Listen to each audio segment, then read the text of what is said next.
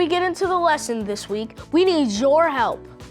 Hi, I'm your Xtreme Kidz host, Jeffrey. We are looking for 10 people right now to serve on our Xtreme Kidz studio team in productions, scripts, editors, and as hosts. Remember, you can serve at any age from anywhere, so say yes!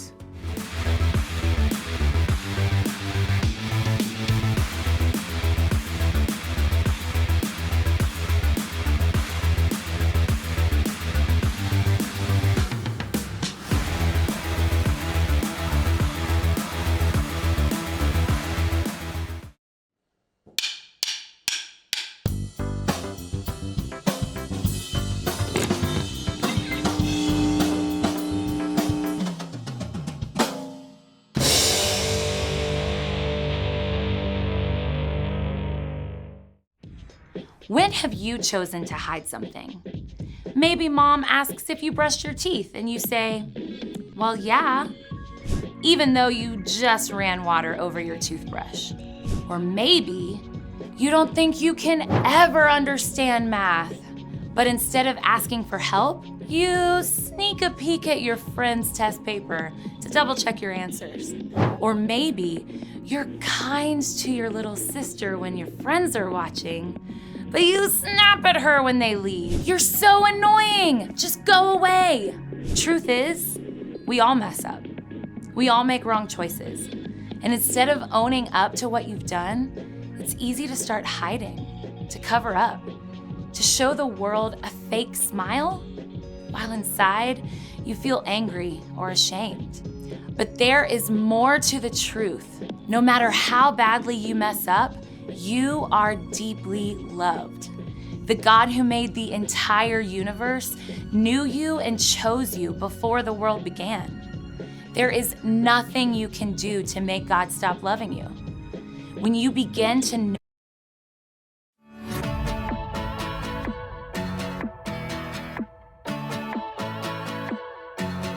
why would I worry? You never show up late, and you don't make mistakes. I'm not in a hurry, no. I'm walking at your pace, 'cause you showed a better way. In the night, I won't be afraid. You're by my side, so I know I'm okay. So I will sing at the top of my lungs, the loudest praise, and it goes like, hey, you never change. Your love is strong and it won't fade away. And oh, you never let go. Every day I will sing your praise. I will sing your praise. Praise, praise. I will sing your praise. Praise. My maker, yeah, you are. You call me by my name since before the earth was made. The whole world's creator, yeah. You put the stars in space and the smile on my face. In the night, I won't be afraid. You're by my side, so I know I'm okay. So I will sing at the top of my lungs, the loudest praise, and it goes like, hey, you never change. Your love is strong and it won't fade away. And oh, you never let go. Every day I will sing your praise. I will sing your praise. Praise, praise. I will sing your praise. Praise.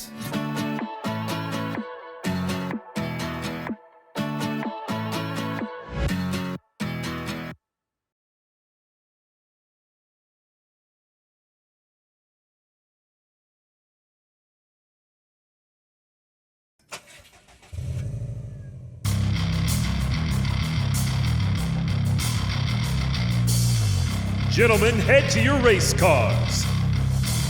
It's go time!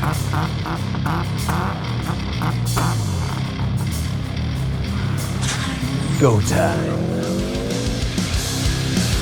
Go time.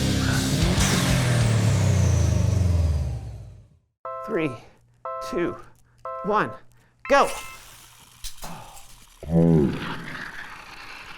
I win!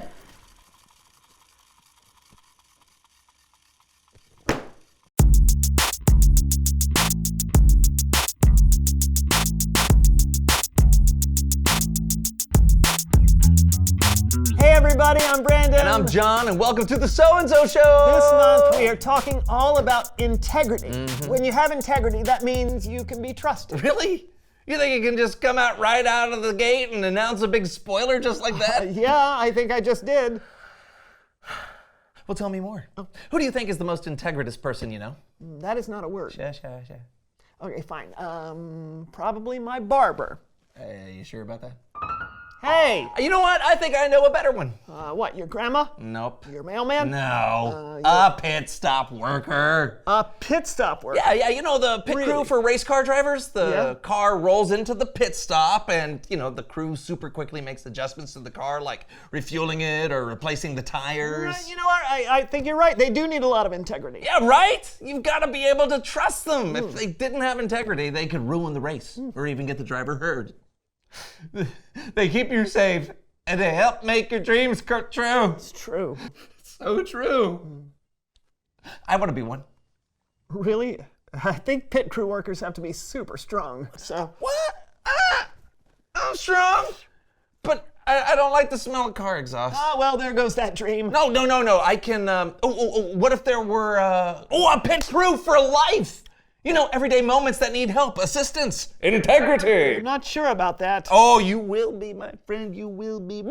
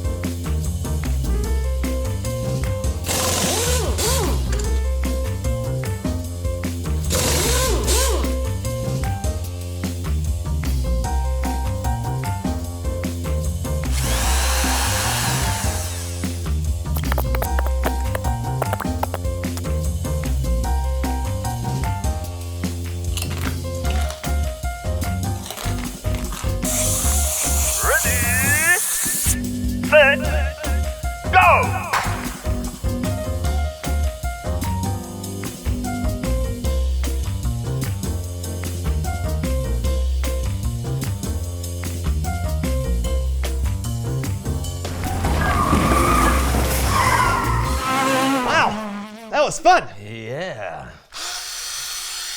Now, what else needs my help? Maybe we should just leave things the way they are. Never!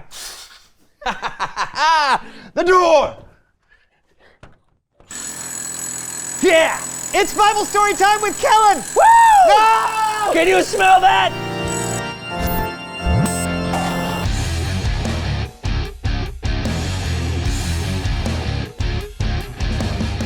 Hey guys! Hey, Kellen.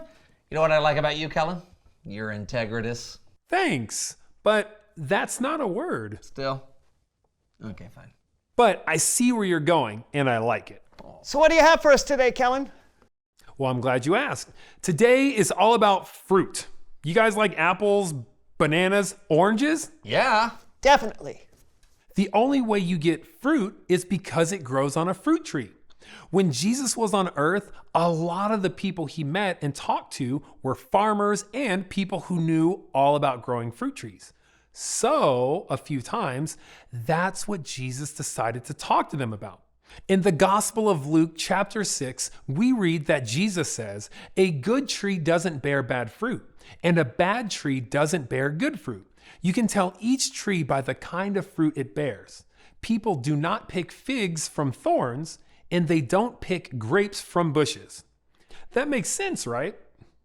Apples only grow on apple trees, and oranges only grow on orange trees. And only good, healthy trees can produce good, healthy fruit. Now, Jesus taught this lesson about fruit trees so he could actually teach us about people. He went on to say, "A good man says good things. These come from the good that is stored up in his heart. An evil man says evil things. These come from the evil that is stored up in his heart. A person's mouth says everything that is in their heart." So people can be like fruit trees. What does that look like? Well, imagine someone who is good. Jesus said a good person has good things stored in their heart. It's like they're a healthy tree. And just like good fruit comes from a healthy tree, good things come out of someone with a healthy heart. Things like kind words, encouragement, and honesty. But there's another kind of person. When a tree isn't healthy, it won't produce good fruit. In the same way, Jesus said that evil things come out of someone with an unhealthy heart. Things like lies, insults, and hateful words. So, which kind of person would you rather be? Someone who is good, right? Well, then that's the kind of fruit you should bear. You should actually be kind and good. Now, I get it. Sometimes that's more easily said than done. But it's a good thing that Jesus had more to say about the matter. In the Gospel of John, chapter 15, Jesus says, "I am the true vine. My Father is the gardener." So picture this with me. Picture a big vine growing in a garden. There are so many branches connected to the vine, and some of those branches are bearing fruit and others aren't. Now imagine that Jesus is this big vine and that God is the gardener. Jesus said, "God cuts off every branch joined to me that does not bear fruit. He trims every branch that does bear fruit so that it will bear even more fruit." So God takes care of the vine and the branches that are attached to it. Remember, the vine is Jesus, and the branches Jesus was talking about are you and me. Next, Jesus says, "Remain joined to me, just as I also remain joined to you. No branch can bear fruit by itself. It must remain joined to the vine. In that same way, you can't bear fruit unless you remain joined to me." So as long as the branches stay connected to the vine, they'll continue to bear more and more fruit. Did you catch that? You don't have to try to have good fruit on your own. In fact, Jesus says that it is impossible for you to do it by yourself.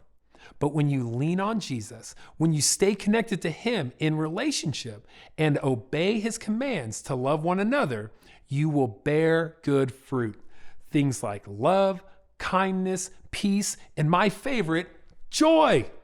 Jesus believes in this so much that he kept going, telling his disciples again, "I am the vine, you are the branches. If you remain joined to me and I to you, you will bear a lot of fruit. You can't do anything without me." This is an amazing promise from Jesus. He doesn't say you might produce fruit. He says you will.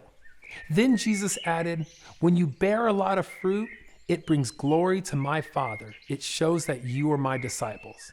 And just like a branch getting nutrients from the vine, when we stay connected to Jesus, we get the love and nutrients we need to have healthy hearts that produce good fruit. That is beautiful. It really is. You know, it's helpful to learn that the way to have a healthy heart and good fruit is by staying connected to Jesus. Exactly. Jesus never leaves us, and we can always be connected to him. We can receive his love in our hearts, ask him to help us, and follow his example of how to love people well. That's amazing. Thanks, Kellen. Anytime. See ya. Bye, Kellen. You know, I wonder what kind of tree people would see me as. Well, hopefully a good one. Yeah. Instead of an apple or orange tree, would people describe me as a kindness tree or a joy tree? I think you can have a lot of good types of fruit. But that's a good thought. Reveal the question. how do you want people to describe you? Yeah, do you want to be described like a pit crew member, helpful and trustworthy? Or perhaps as someone who is patient and kind. Yeah, or funny, or generous. Yeah, there's lots of examples of what fruit could look like. It all comes down to your actions. Yeah, the way you act reflects who you are, so it's good to choose actions that are true to you. Yeah, and who Jesus helps you to be. Yes. Think about it, talk to somebody, and we'll see you next time. I'm Brandon. And I'm John, and this was the So and So Show! Yay! Ooh, hello. Yep, I could not. I got something for you. Are you ready? I'm ready. It's a game. Yeah, it's a game? Sort of. I like But it's also life. Is it the game of life? No. All right. What am I? Statue? No. What kind of tree am I? I gotta bear good fruit, right? Sure. Palm tree? No. I do have palms, though. Oh, good. Yeah, but That was close. I'm not a palm tree. Pear? No. Pear tree? No. You know it's a metaphor, right? You're not actually a tree. Oh, I did it! I'm an apple tree! Where did that? Yeah, I knew I loved apples. See, look at that. Go! How are you doing Oh, this? and a banana. I got a banana. What's a metaphor? Is that the one with as or like?